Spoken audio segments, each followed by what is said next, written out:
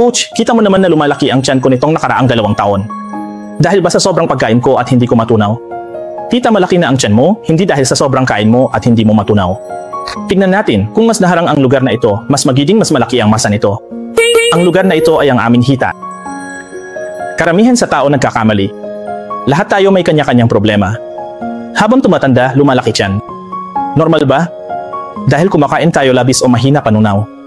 Sa totoo lang, hindi. Ang ugat narito, 99% ng tao hindi alam ito nasa loob at labas ng hita. Gayunpaman, ang ilan sa ating pang-araw-araw na pangunahing pagsasanay, tulad ng paglalakad, pagtakbo, pag-akyat ng hagdan at ay hindi maaaring ihiwalay sa pag-urong ng ating mga kalamnan sa binti. Kalahati ng ating pagkonsumo ng enerhiya sa ating buhay ay direkta o bahagyang nakumpleto ng ating mga binti.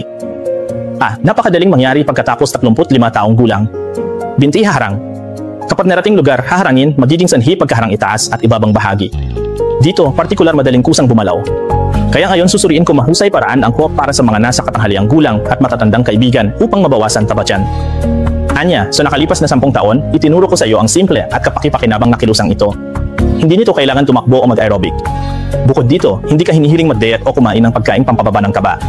Lalo na, ang mga limbs ay hindi masyadong mataba, ngunit ang tiyan ay napakalaki. Binabati ka namin, ang pakikipagkita sa akin ngayon ay ang dulo ng iyong daan patungo sa deceleration. Don't tell me ayaw mong matuto. Tingnan mo, kapatid ko ito. Dati siyang matabang babae na 148 pounds. Sa oras na yon, napakalaki ng kanyang tiyan.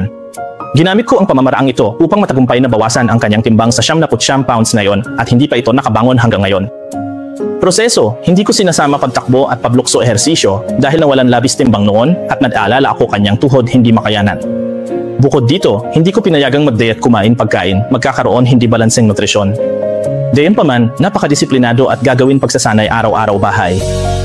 Pagkatapos mag-practice ng 5 hanggang 10 minuto, mararamdaman mong uminit ang buong tiyan mo. Ito ay isang magandang paraan. Niluluwag nito ang fasa ng iyong mga hita. Hanggat patuloy kang nagsasanay ng ilang sandali, makikita mo ang mga pagbabago sa iyong tiyan. Magpapasalamat ka sa akin. Sa mga nagdaang taon, ibinahagi ko rin ang pamamaraang ito sa internet.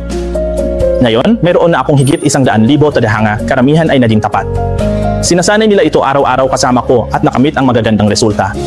Kaya paano gawin ang magandang paraan na ito? Ngayon, ibabahagi ko sa iyo ng libre ang kinikilala sa buong mundo na pinakamahusay na paraan upang i-dredge ang ating fasa sa hita, ang paraan ng pag-alis ng binti at pananakit. Una, kailangan nating maghanda ng naturang leg dredge na siyang pinakamahusay na tool para tumulong sa dredging ng binti. Ngayon, ituturo ko sa iyo. Kita mo, hawak namin gamit ang 2 kamay at ilagay sa panloob na hita at igulong. Maaaring makaramdam ka ng kaunting sakit sa simula. Ngunit kung patuloy kang magsasanay, mararamdaman mo ito. Paano naman ang pagod at panimikit ng binti at paa sa araw? Dahan-dahan silang pinakawalan. Ang binti ay natural na nagiging nakaka-relax at komportable. Pagkatapos sanayin ang panloob na hita, maaari natin itong gamitin para sanayin ang panlabas na hita. Kaya, maaari natin gawin ito araw-araw at sanayin ang panloob at panlabas na hita 5 hanggang 10 minuto bawat isa. Pagkatapos mong matapos, makikita mong mainit ang buong binti mo. Ibig sabihin, nabuksan na ang ating sirkulasyon. Sa sandaling mabuksan ang sirkulasyon, ang ating buong binti at paa ay ma-on block. Kung pipilitin mong gawin ito araw-araw sa loob ng mahabang panahon, at pagkatapos ay titingnan mo ang mga pagbabago sa iyong buong tiyan, tiyak na magpapasalamat ka sa akin. Sa wakas, gusto kong paalalahanan ang lahat na kung wala kang parehong leg conveyor sa bahay, tandaan na kapag binili mo ito, dapat mong bilhin ang Doggerow na may kasamang kadamitan sa masahe. Maaari itong mag-ehersisyo sa harap ng ating mga hita at likod ng ating mga binti. Pagkatapos ang buong binti at paa maaaring ehersisyo at buksan ng mano-mano. Kung hindi mo alam ang iba pang bibilhin, maaari mo ring i-click ang aking avatar para pumunta sa aking live broadcast room. Ang parehong modelo magagamit at ibinebenta, partikular matipid.